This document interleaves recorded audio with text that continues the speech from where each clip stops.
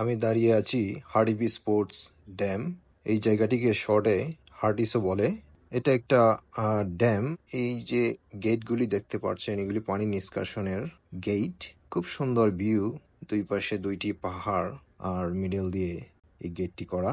খুবই সুন্দর। এই যে দেখেন, এখানে একটা ওয়াটারফল সৃষ্টি হয়েছে, যেটা ওই ড্যামের পানি এই দিক দিয়ে এসে কিন্তু এই ওয়াটারফলটাকে খুবই সুন্দর এবং মনোমুগ্ধকর একটা পরিবেশ তৈরি করে দিয়েছে। খুবই সুন্দর লাগছে ওয়াটারফলটি উপর থেকে দেখে।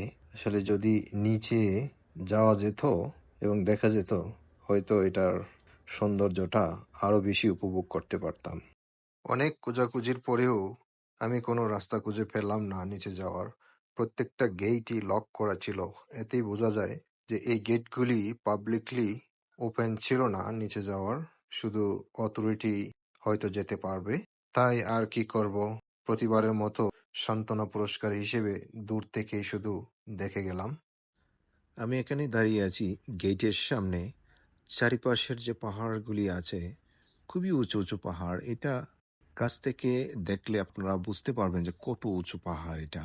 এমনিতেই দেখা যাচ্ছে একদম নিচু পাহাড়, কিন্তু এটা অনেক উপরে পাহাড়গুলি। আর এই পাশের পাহাড়গুলি দেখেন, খুবই সুন্দর ভিউ। এখানে এসে খুবই ভালো লাগে, প্রায়ই আসি। এই পাহাড়গুলির পেছনে প্রচুর পরিমাণে জল রয়েছে, কিন্তু এই সাইড থেকে ভিউটা ক্লিয়ার আসতেছে না। স্পিড বোটে করে যাওয়ার কথা ছিল। এই কচুরি পানাগুলি আমাদেরকে ব্লক করে দিয়েছে। আবহাওয়া খুব খারাপ ছিল, প্রচুর পরিমাণে বাতাসে স্পিড বোট কোম্পানির যে স্পিড বোটগুলি ছিল সবগুলিকে ব্লক করে রেখেছিল। তাই আমরা আর যেতে পারলাম না।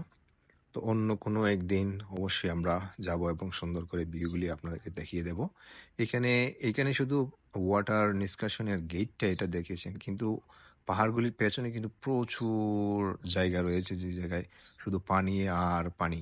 ওয়াটারফলটাকে আবারও দেখানোর ইচ্ছে হচ্ছে আপনাদেরকে, কারণ এখানে এসে দাঁড়িয়ে থেকে ওয়াটারফলটা দেখা আর এই সুন্দর সাউন্ডটা উপভোগ করা, পানির যে সাউন্ডটা আছে, এটা সত্যি অসাধারণ।